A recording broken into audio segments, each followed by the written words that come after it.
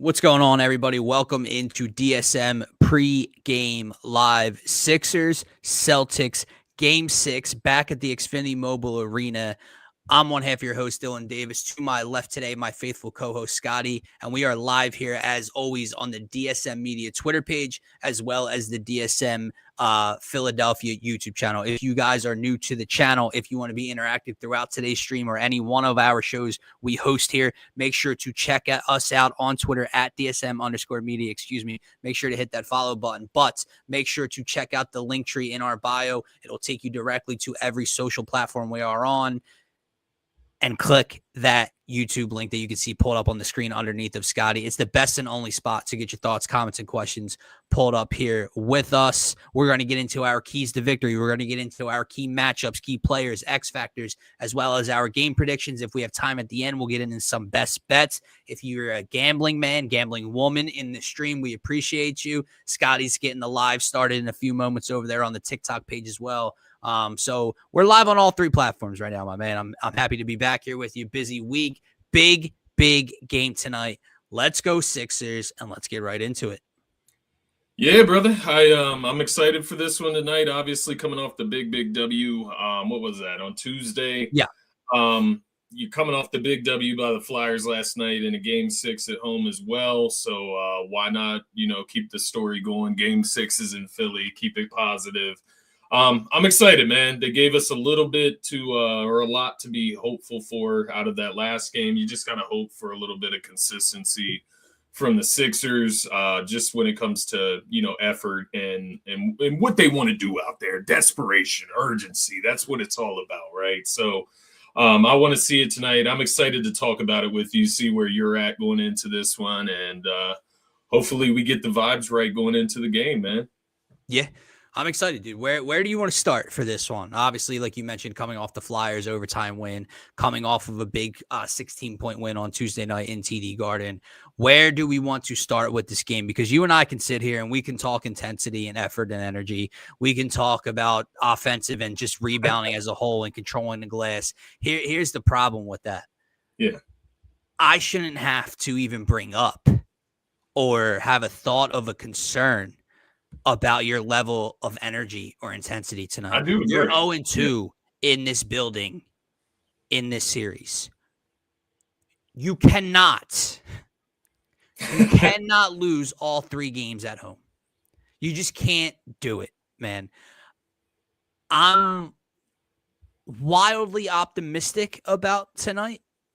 I think we'll get into all the reasons why. We'll get into what we can expect out of the big fella and the guys around him. But you cannot go down. You cannot lose all three in the Xfinity Mobile Arena. The jersey you're wearing, that throwback 2001 hardwood floor, that'll go away just as quickly as they came back.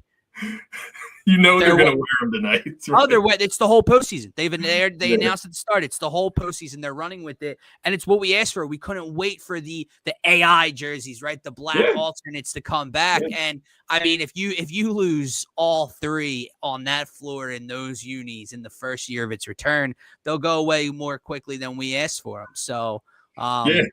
And I'm trying to get more of them. I'm trying to get the white ones in here, the blue ones in here. So, let's not do that. But I'm with you. Something that came to mind just as you were talking at the beginning there, man, thinking about what we were coming out of in that Game 5 in Boston, obviously what it took from Joel Embiid. How do you think the big fella's feeling tonight? I'm not talking about rhythm. I'm not talking about whether or not his shooting stroke is on. I'm talking about playing 39 minutes on Tuesday night, having to score 33 points, a lot of those points. Jumping on a flight, coming back home. Yeah, how do you think that he's feeling? And it doesn't really matter, but what are your real thoughts or expectations for him tonight? I will say that this is like, and this is the weird part, because when you hear like appendicitis and appendectomy and he's getting cut open and having a part of his body removed, you would think, your mind goes to, oh, this is a serious matter. We all know that people, get their appendix removed all the time. But this is the first like injury that I feel like Joel has stepped back on the floor and there's no attention being brought to it. And what I mean by that is, like, all right, he had the hyperextended knee when he came down contesting a Jaylen Brown shot the other night, and he hobbled off, and there was all that. But when he's come back from the knee, at times there's grabbing at it. When he got elbowed in the ribs before the appendicitis, he's always grabbing at his ribs when he did something. If it was his hand, he grabs at his hand all the time. You haven't noticed on the floor any type of wincing, any type of high pain environment where, like, he's grabbing at his side, he goes to block a shot, he's grabbing at his side. So I think it's just pure conditioning and I think he showed that he can do that the other night and playing damn near 40 minutes. Now, don't get me wrong, he was definitely winded by the end of it, but he always looks like a puddle of rain by the end of a game. He just drips off of him. He grabs a towel at the free throw line and wipes himself off, and somehow sweat is still dripping off of his chin 0.2 seconds later.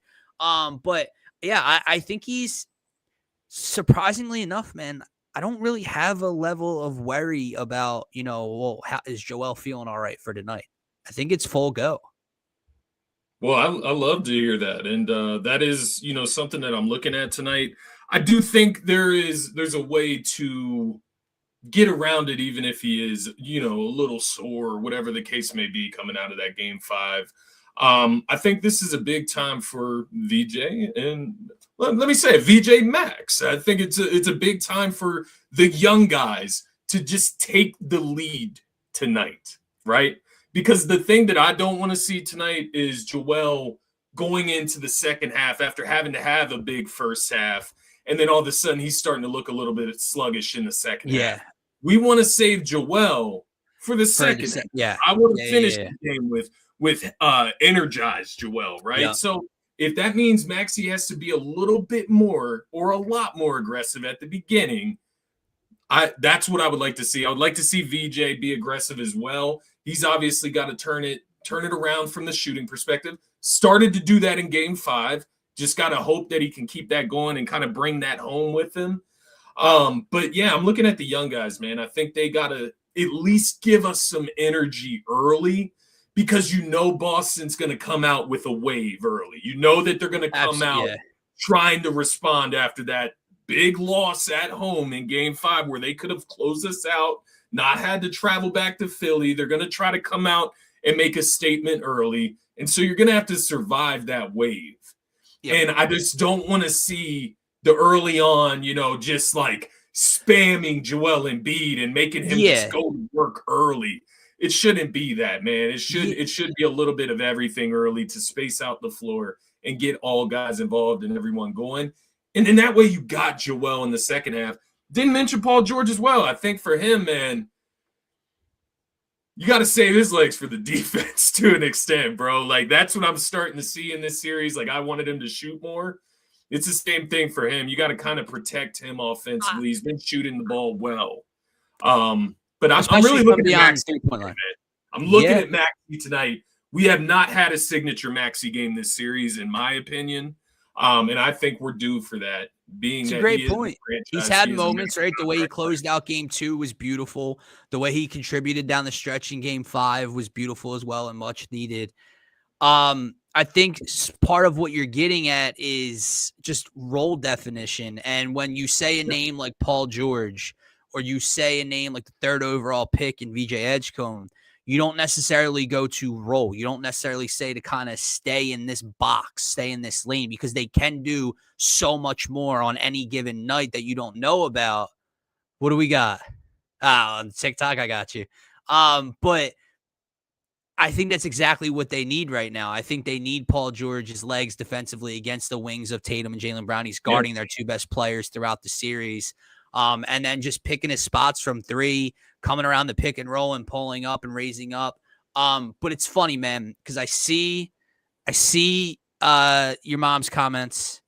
Yeah. I heard your comments, and I agree with you. The bottom line is the way you come back in this series and win another game is at all hands on deck. Everybody has to contribute tonight. Yeah. Yeah. But I'm just curious how big of a game this is in Joel Embiid's legacy. Because as much as we and people can and understandably so, empathize with everything he's been through and this just awful timing illness, basically, this issue, this surgery. But at the same time, like Martian said, it's tiring. And I couldn't imagine a world in which the Sixers were in an elimination game in that game 4 scenario where he comes back from the injury and they look that bad. I think the city quite literally would have burned down. Every radio station, every caller would have been calling for the end of Joel Embiid's era to be now. It's over. And then he gives us a taste. They give us a taste of what life is like and what the life can look like with Joel and how beautiful it can be. You're back home. He has to play well, like more than well. Like I agree with what you're saying. Like you need Maxey to have a moment. You need everyone to all hands on deck here. But Joel has to play well. And I saw a stat earlier that, I think in elimination games in his career, he's played in double-digit elimination games so far. He's averaging almost 25 points a game, double-digit rebounds. The numbers are there. He's also turned the ball over on an average 5 times in elimination games. That can't happen tonight. The sloppy, sluggish, lackadaisical shit can't happen tonight because no one's going to care tomorrow morning. No one's going to care at 10 p.m. tonight if what you've been through because of the way that it ended. And tomorrow morning, all hell will be raised. Will be raised if he does not show up tonight. I think that's fair. Yeah, I think that's fair. I'm thinking it through, man. It's a lot to take in, honestly. Because my thoughts. There's 2 ways Boston could go about this. In response to that game 5, they could just come out and go with the same exact approach, right, and just say, "Well, do it again," right? They could also throw zones. They could throw double teams, mixed coverages at Joel all night. Yeah, and just make him the major focus of their defense, right? And maybe just say Maxey, VJ, Grimes, go out there and hit 4 threes again, beat us, right? That's what I think Boston's going to do, just because we have seen these guys not show up in the past. And, it's some weird trend with Boston and their role players playing better on the road, especially in the playoffs, even in like past seasons. Like Tatum plays better on the road and shit. But at the same time, you are right, because Joel will catch the blame regardless. It doesn't matter if he's sore from game 5 or a little worn down or whatever the case may be. No. He cannot come out and turn the ball over, and he cannot come out and just shoot. It can't be one of those crazy bad shooting nights, right?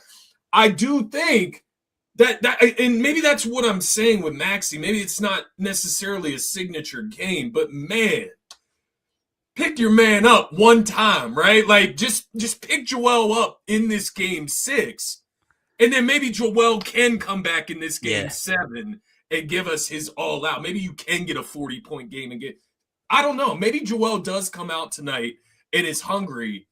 I really want him to be ready to go in that second half. But to your point, I agree. You got to survive to the second half as well. You cannot come out and just get berated and all of a sudden you're down 15, 20 points at, going halfway through the second quarter. That can't happen tonight. I think that's a fair point, because you mentioned picking your spots when it comes to Maxey, and I think that's what the Sixers as a team need to do with Joel, because you keep reiterating, Joel being ready for a second half, and that's when the game swung in game 5. The thing is, though, it wasn't that because Joel wasn't being aggressive. Yeah, you have to find the balance tonight of not wearing him down in the first half, in the paint, but also he can't come out and go 0 for 4 from the top of the key and have 80% of his shots be jump shots from 15 feet and beyond. That can't happen. Like at that point in time, I'd rather you just be I don't want to use the word decoy, but like I'd rather Maxey try to get to the bucket. I'd rather VJ try to get to the bucket. Like I don't need Joel Embiid raising up over and over again from 18 feet, especially when they don't fall. Now listen, they fall early. Yeah. You get the I green light. don't care that he's 7 feet. He gets as hot as a guard will in this league. But like game 5, they were not falling early. And he continued to do it. And then they kind of switched it, whether that was a team thing, whether that was a he thing. I don't know. But there's got to be a balance tonight of, okay, maybe he comes out the gate. They establish him in the post. It opens things up. They kind of, all right, ease into everything else. Halftime, second half. I don't know. It's gonna be a weird chess match, but it's a chess match. Nick Nurse has to find a way to win tonight. Yeah, I think that's a great point. Martian mentioned that earlier in the comments. Not a lot's being said about how much this game means to Nick Nurse. One thing on Joel Embiid, I'm not against him. Like you said, I'm not against taking that 3-point shot early tonight. It's not. I'm not saying the opposite of what you said. Yes, you get him inside to build that rhythm. But I'm not mad at a wide open 3 being taken. I'm not pounding the table like that. Get your ass in the paint. If you miss that first one, if you miss that second one, especially, then it's time to Then it's time to get. They do got to get 3s up tonight at home. Absolutely. You should be shooting better at home, and he is part of that. Even with obviously the way it started last game and what it looked like in the second half in response to that, but. He can get hot from the 3-point line, and that's fine. You just can't fall in love with it, and you can't rely on it. That's what it comes down to. Correct. They need Boston reversely to fall in love with it and not go down tonight. We got the poll running right now. If you're watching on YouTube, if you're not watching on YouTube, what are you doing? Check us out over on the channel. Right over to YouTube. Type a 1 in the comments. Will the Sixers win tonight? A 1 for yes, a 2 for no. Let us know how you guys are feeling, what your confidence level is heading into this one. Martian saying, does Grimes have it in him again? Mrs. Scotty, hoping Embiid is great tonight, and also want to say Sixers cannot put this game on Embiid. I think that is a fair – that's a fine line. That's a fair – it's a fine line, but it is a fair assessment because – Joel, in order for the Sixers to find success like they did in the second half of Game 5, Joel has to be great in moments. But like you said, like you're kind of saying, he still is less than 3 weeks removed from a fucking appendectomy. Yeah. It's time for max contract Tyrese Maxey to have the moment. It's time for max contract Paul George to be a bit more assertive on the offensive end if the big fella gets a little gassed here and there. So he has to be great. He cannot no-show. He can't be sloppy. He can't be lazy or pouty tonight. Yeah. But it should not solely fall on the guy coming back from a surgery 3 weeks ago. I think that's the big thing too, right? Because there are the nights where Joel, he can come out, he can look frantic. He can, frantic can turn into mopey, like you just discussed. Yeah. And that's part of it. He's got to be a leader tonight. And it doesn't always come through the game. It doesn't always come through points, right? I think that's the big thing tonight. He can impact the game in other ways outside of scoring. I'm not saying Joel's going to give you 25 tonight. Like, I'm not saying Joel is he's going to slip and fall into 25. Yeah, he's going to fall into 25. Like, I'm not saying that. I'm just saying Joel can lead the way by being a defensive anchor tonight and protecting the paint. And I know his knee is the appendectomy. I get it, but he's still 7'2". He's still Joel Embiid. He's still a smart basketball player. Nick Nurse did make some adjustments on the way they handled some of those screen and rolls that Boston were running, the pick and pops, all of that shit. They changed a lot of the way they approach that. And a lot of it is just effort of the guards, effort of Embiid getting to spots where they need to be. And so I'm just looking at that. You mentioned the turnovers earlier. Joel Embiid can impact the game by just getting the ball to the open man. But that does rely on the open man making those shots. And that's where being at home, man, that's – let me ask you, what would be more frustrating? I'm not trying to bring any negative vibes. We got Brian, he's a Celtics fan, chiming in saying the Celtics bounced back tonight and end our season, but played great. And I think he means game 4, though, here. Embiid looked like his MVP form in second half. We appreciate you for chiming in and giving us your thoughts, man. What would be more frustrating to you tonight? A sloppiest Joel performance in a loss, or the others just can't hit anything with space? Because we've seen both in previous years. Seasons have ended because of both. Yeah. But there's part of me, man, that is just going to get so fucking infuriated if Quentin Grimes comes in off the bench, or Kelly Oubre gets open looks on the wing, or VJ can't hit in transition, and then fucking Baylor Shireman and Jordan Walsh are banging threes off the bench. Like, if our role players cannot find a way to step up at home where you're supposed to play better historically than the road team's role players do, and we lose because of depth, we lose because of the bench, because of that, man, that's going to fucking send shiver. Like, I'm going to be so my biggest worry tonight. It's my biggest worry tonight, man. It's my biggest worry. It's mixed with Boston hitting just an insurmountable amount of threes. Like, that's what it's mixed with. Like, because their bench players do contribute to that. The Baylor Shiremans, the Peyton Pritchards, they contribute directly to those totals, man. Like, that's the shit that I am worried about. I am worried about Kelly Oubre just clanking, 5 threes tonight, not hitting nothing. Quentin Grimes looking like a shell of what he showed last game. And I'm only worried because that is the inconsistency that they have shown us. And so, I am worried. At the same time, I think Kelly Oubre is due for a big game. He has to be, man. He's due for a big game. Yeah. He's due for a good rhythm shooting night, like a rhythm night, right? My one worry, and it could just be a false worry, I've been worrying about it the whole series, man. Derek White. He has played like shit. He has been so shitty offensively. He has been so shitty. And it's just like, is he just in a bad spot right now? Is it just like, he's just can't find his rhythm and flow, or is he just gonna fucking explode and erupt tonight with 4 threes and shit? So I do worry about that, but there is a world where he's just playing bad right now. He has been playing bad for the last 2 months. He has been shooting the ball bad for the last 2 months. So while I worry about it, it's probably going to be like a Peyton Pritchard. If it's any of them. If I have Peyton Pritchard fucking barking at the crowd again tonight, man, because he's 7 for 14 from 3, I'm going to throw up. Brother. Because I think I think he literally took like 3 or 4 threes in Boston the other night. So explain that to me. Explain where the balls, where the confidence comes from, or to not have it in TD Garden, but to then turn around and do that in Philly. Which one? White has been pissing him off all playoffs. Yeah, Derek White wasn't fantastic this entire season from beyond 3, was he? Yeah, fair enough. So hopefully that that trend kind of continues. Got another poll we can pull up before we get to game predictions and everything. Let me fix this right here. MVP of Game 6 will be type of 1 for Joel Embiid in the comments, type of 2 for Tyrese Maxey, type of 3 for other, and then explain who and why if you go with a number 3 to continue to be interactive here with us, my man. Where would you go in terms of this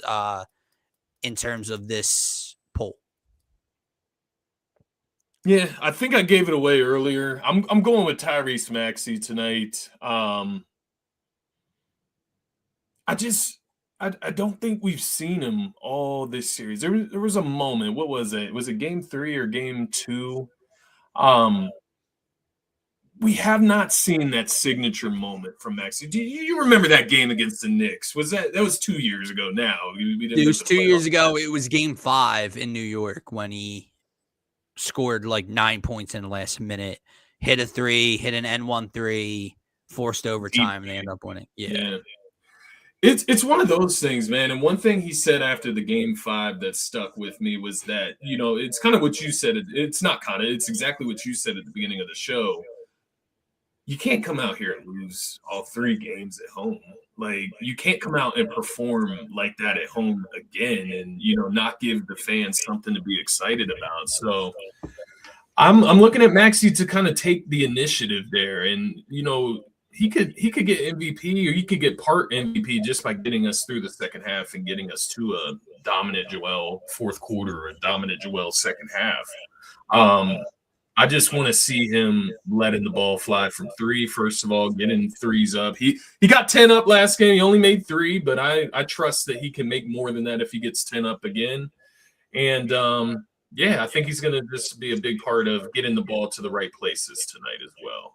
And he has been stepping up his effort. Obviously, on the boards last game, he got into double digits there, but defensively as well, man. When he gets switched on to Tatum, when he gets switched on to Brown, I do like the scrappiness. He's obviously undersized, but he's Not at least backing down.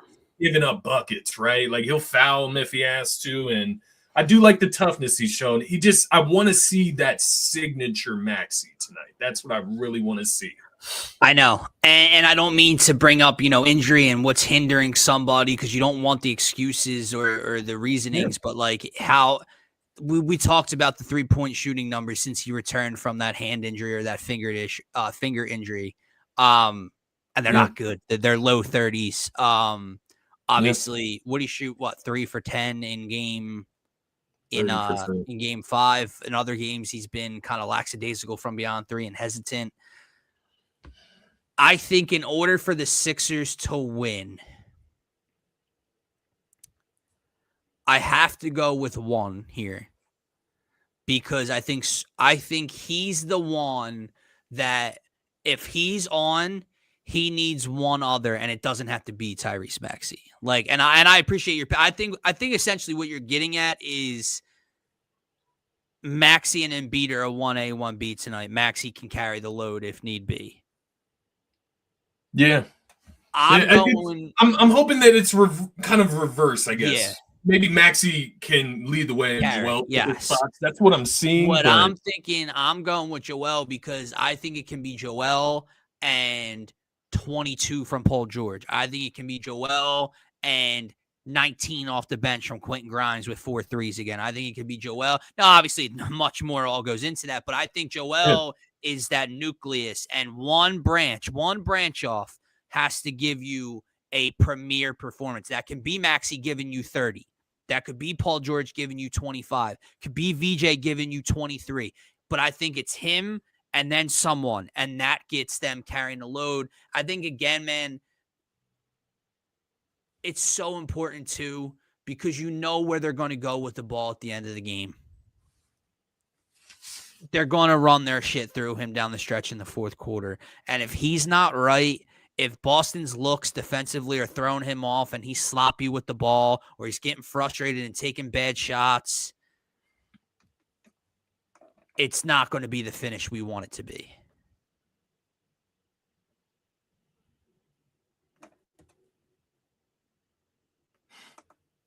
He had 18 on Tuesday. I feel you. I don't see Grimes having a night tonight. I don't know. I guess I don't trust him. That's fair. I think it would be Oubre if I had to pick between the two of those guys. I would give Barlow a heavier nod tonight, man. I would give him a little bit more. Yeah, you mentioned that to me yesterday. I don't hate it, because you kind of keyed in on that one offensive rebound where he kept hitting the ball with it. And it's what Boston has been doing to us. Yes. You know what I mean? And it's the one guy that can kind of provide that with his size and athleticism and his effort. So, yeah, I think there is a little bit more of a role there. He's got to be hungry, though. He's got to be hungry, right? He's got to be hungry. So he's got to be ready to come in and do what the team needs. Man, it's such a big night, bro. It is. It is a big night for Joel.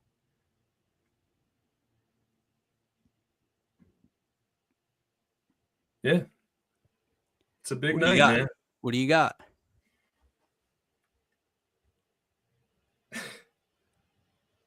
I do. I think the Sixers lose. It's what we've been talking about this whole series. It's just like when they could like turn the corner and, just like make you like really, really believe, right? They could have done that in game 3. They could have definitely done that just by tying the series up in game 4, or maybe just competing harder in game 4. They come out and have the outstanding game in game 5, where I just did not really expect them to go out and win that game in Boston. And I'm just going to continue with that trend, though. I'm going to continue of setting the bar low for myself and my expectations, and then that way I can be surprised if they prove me wrong. It's not necessarily the Sixers that make me feel that way all the way through. It is partly the Celtics, and are they going to shoot that? I don't want to say that bad, but like, are they going to shoot less than what they shot when it comes to the 3-point shots tonight? Do you know what I mean? Like, I think you need Boston to somehow find a way to make 16 or less. And 16 is still a good number for most teams in the NBA. yeah, Boston wants to be around 20. Boston wants to get to 19, 20, 21, 22 and take 50 plus threes in this game, high 40 attempts in this game. And for the Sixers, I don't think Boston is going to do enough with the pace they play, the style they play, and how many threes they're going to take to overcome a less than what they want to do 3-point night. And what I mean, now listen, if Boston makes 14 and the Sixers make 5, well, then it's over. Yeah. I'm saying if Boston makes 16 and the Sixers make 12, I think the Sixers will do enough in the other areas of the game, to get into the rim, the free throw line. I think they'll have the advantage to win a closer game at the end if Boston stays in that range and the Sixers just go for average, right around average. But again, got a rebound, obviously, right? Like, I'm going to defer, man. Here goes the dumb cap. I've had this feeling since I woke up this morning that they win this game. And I'm not going to say they come back and beat Boston in Boston again for a third time this series and they come back down 3-1 and win this series. But I think you get this series ending in a tightly contested fourth quarter game 7 in Boston. And it goes one way. I don't know which way. I'm not there yet. I talked about it before this series. I talked about it before the playoffs started, weeks before the playoffs started. This is a Sixers team that if they get in healthy, whether it's a 6 seed, a 7 seed, it doesn't matter. This isn't a team anyone wants to play. And it took a little while for Joel to come back. It took a few games. And then it took a game for him to find that team to get into a rhythm. If the Sixers continue to play anything close to what they put out in the second half in TD Garden, they can compete and can be better than the Boston Celtics. They have the depth. They have the names. You and I talked about it before the series. If you list out the top 5 to 7 players in this series, the majority goes to the Sixers. You give them JB and you give them JT in the conversation. You give us Joel. You give us Maxey. Where do you go from there? You taking Derek White in this moment? No, you're not. Pritchard's in the conversation for sure with the way what he did in Philly. But Paul George, VJ, like, obviously we get frustrated with Sam Hauser, but realistically, on a basketball floor, would you rather have Kelly Oubre or Sam Hauser? Or Baylor Shireman? Or Jordan Walsh? Like, I know those guys show up more often than our guys do. I get that sounds dumb. I'm saying from a talent perspective, you rather have Jordan Walsh or Kelly Oubre Jr.? Rather Baylor Shireman or Quentin Grimes? It just comes down to them executing. I think it's that I would rather have Joe Mazzulla. Yeah, it's a fucking very fair point. That's what it is, man. I feel you. I don't think the Sixers are better than the Celtics. I think on paper they're right there. I think I just don't want to hate on the Sixers too much, man. I feel that we've relied on them to have bad shooting nights to win the games that we've won, and that's fine. We've also been able to score on the other end, and we've been able to do what we do. Can Boston have 2 bad shooting nights like that? I don't know. Well, it would make 3 bad shooting nights now, but it's what's gotten them not 2 in a row. Yeah. But to be fair, it's why they lost to the Knicks last year. It's why they've lost to the Heat in previous years. Yes, I talked about it, man. They have a championship with Joe Mazzulla, Jaylen Brown, Jason Tatum. I know that. They had the best starting 5 in the NBA that year. Drew Holiday and Kristaps Porzingis also played major roles. Baylor Shireman and Jordan Walsh and Sam Hauser aren't Kristaps Porzingis and Drew Holiday. If this team can play the way they played in the second half, the way they can play when they're fully healthy, they can compete with anybody. And I think you get that version tonight. Whether they break our hearts over the weekend in Game 7, that is to be determined. I think you get an exciting fucking weekend matchup back in Boston. That's going to wrap it up for this edition of DSM Pre-Game Live. If you're watching over on Twitter, if you were listening to Scotty on TikTok and you can hear me right now, do us a favor, subscribe to the YouTube channel. It's the best and only spot to be interactive. We have the polls running over here, which you can comment on and get involved with those. You can see both of us. It's the best, guys. It's better than Twitter. We can't see your comments if you're commenting through Twitter. So help us out. Help yourself out. Enjoy the rest of your night. Enjoy the game and go Sixers. Let's go Sixers. Prove me wrong.